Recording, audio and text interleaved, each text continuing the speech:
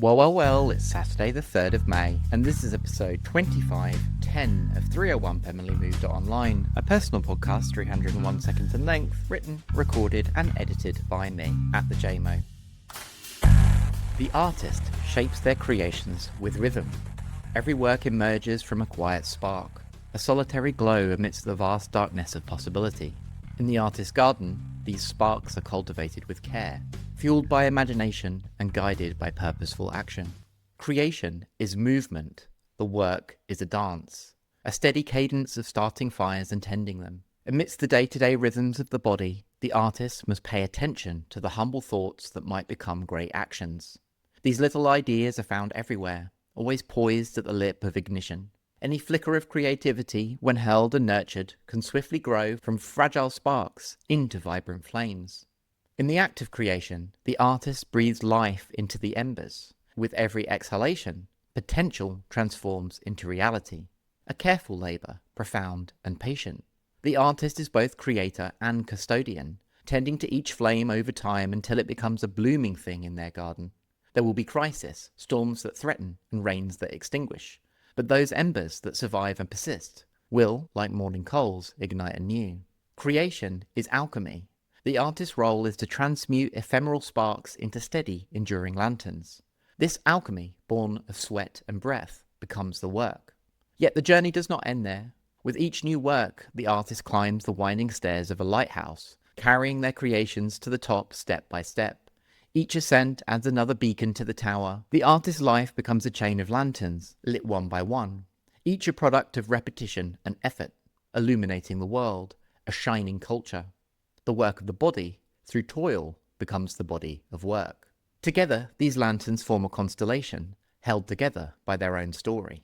But beyond the flames of their own making, other lights flicker out on the horizon, beacons that glow briefly but brightly. In the distance, the fleeting blaze of digital interactions promises brilliance, but these lights cannot last. Shadows dance across the walls of the virtual world, forms without weight. Many chase these shadows, seeking fleeting applause, but shadows do not endure.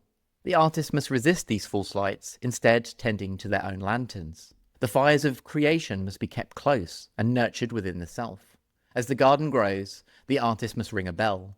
Its ringing, however, does not diminish the artist's integrity. The bell demands the artist tell the body's story. Yet, to tell this story, it is like adjusting the mirrors of the lighthouse, amplifying its glow to send further across the sea. Yes, the artist must carry their flame carefully. When shared, it does not weaken, it strengthens, its light glowing as it guides others to their own creative shores. Each flame, each lantern, is not an endpoint, but a milestone in the continuum of creation. The roaring fires, once nurtured, become solid, tangible works. Up the lighthouse, a constellation of light. These lanterns burn brightly from long labour of body and spirit. As the artist labours, the seasons of creation turn.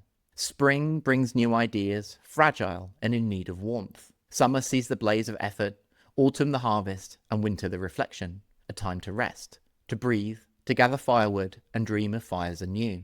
And always, through this rhythm, one truth remains. The work of body becomes the body of work.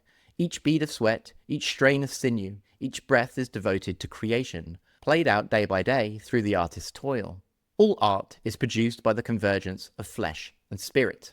Turn away from the fleeting allure of transient conversations, for in the ephemeral digital world all art fades quickly, sinking below the surface of the social seas. Whilst these quicksilver realms may offer a momentary flicker, the opportunity for lasting transformation and reform is rare. The chance to find permanence is even scarcer. The flame can always be swallowed by the waves.